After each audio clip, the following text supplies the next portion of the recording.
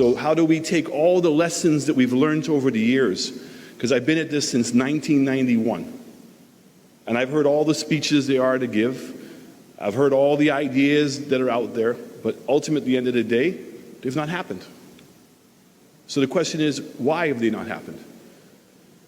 So the premise that I first started on in trying to figure out where to go was to say that the problem that we have in tourism in the Caribbean, the number one problem, is that we continue to drive the car using a rear view mirror.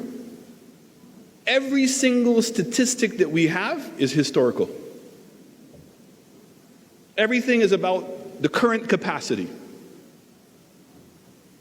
And the word potential is not used. So, is there potential for growth in St. Lucia?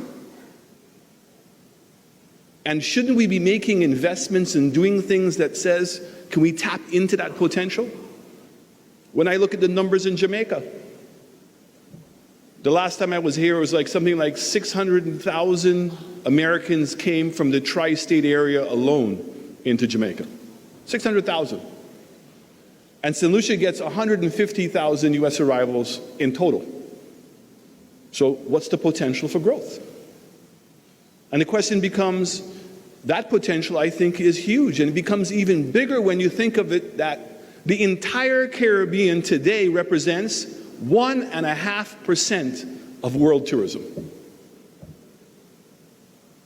So if we say it's simply beautiful, I don't expect to come there and see plastic bottles all over the place. I don't expect to see high grass.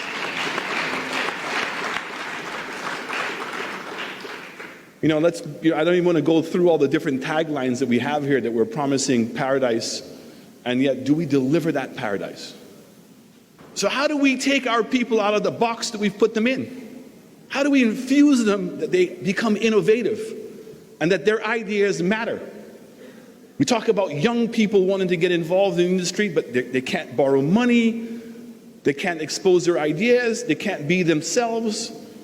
And they go into these, I see people open up guest houses behind a garbage dump because that's what they could afford to do.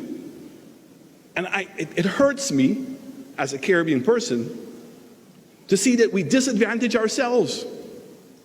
So why can't we take a prime piece of land, put sewage and put water, put electricity, lay it out and come up with a theme and help people build small properties and give them a fighting chance to succeed? Tourism is an export. The cruise industry is just an amazing success story. Look what they have done over the last 15 to 20 years. The new investment, the quality product that they're producing.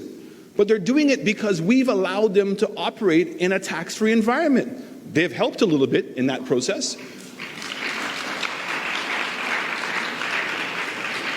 But we come to our own people and land-based tourism, and we impose all these taxes and all these restrictions, and we want to know, why is it that they can't succeed? Really? For me, it's about generating jobs, and it's about reaching your full potential.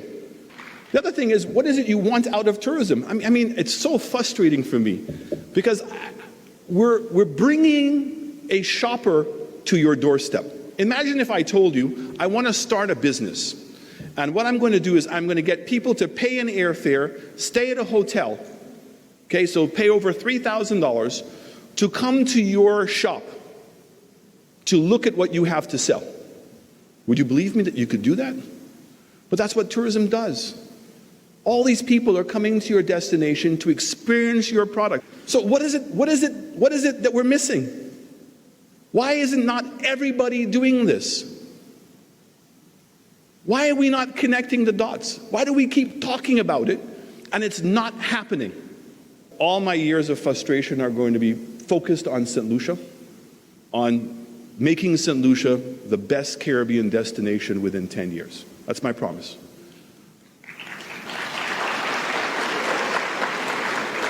And that promise is not about one-upmanship against all of my other colleagues in this region.